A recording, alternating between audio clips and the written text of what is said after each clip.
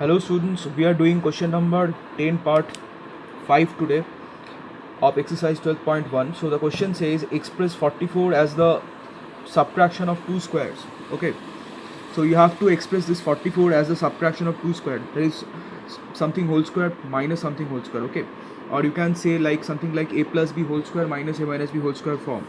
So 44 can be written as 4 into 11 into 1. I hope all of you agree with me, right? Now if I consider 11 to be a and this 1 is b, therefore this thing is nothing but 4ab, right? So I can write it as 4ab, therefore 4ab. Now you know that the formula of 4ab is a plus b whole square minus a minus b whole square. This is the formula that we have already discussed earlier in our earlier videos, right? So therefore this is the formula of 4ab. Now in place of a you have to put the value of 11 and in place of b you have to put the value of 1. Okay, so we can write 11 plus 1 whole square minus 11 minus 1 whole square. I hope this is clear. We have simply written 44 as 4 into 11 into 1 because you know that only 4ab gives you the direct access to the form of something whole square minus something whole square.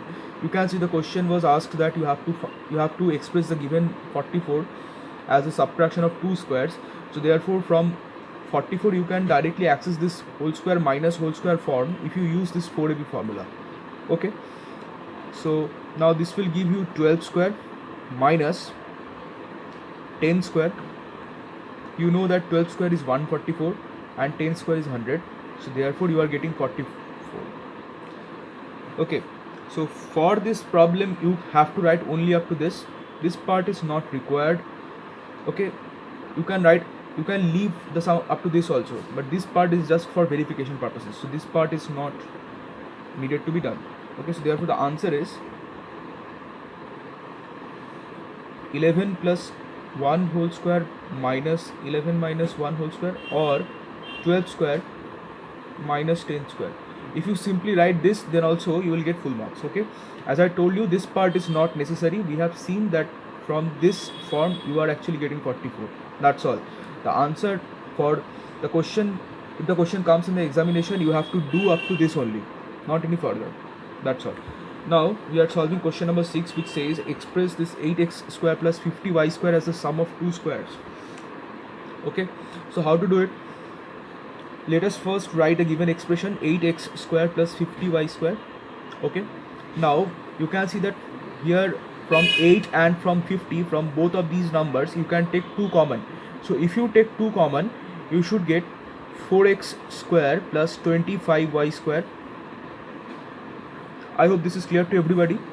Now this 4x square can be written as 2x whole square plus this 25y square can be written as 5y whole square. Okay, now if you visualize this entire expression as 2 times a square plus b square. Okay, so the formula of 2a square plus b square was a plus b whole square plus a minus b whole square. I hope all of you remember this formula.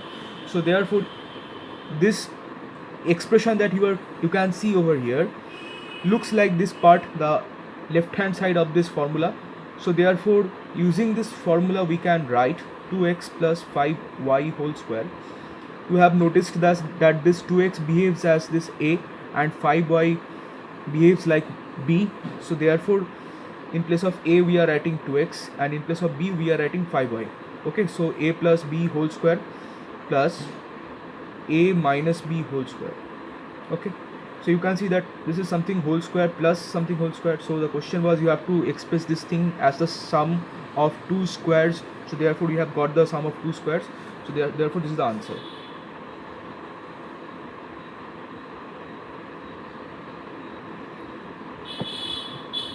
I hope this is clear to everybody. Now question number 10 part 2 and part 7 are your homeworks. Thank you. That's all.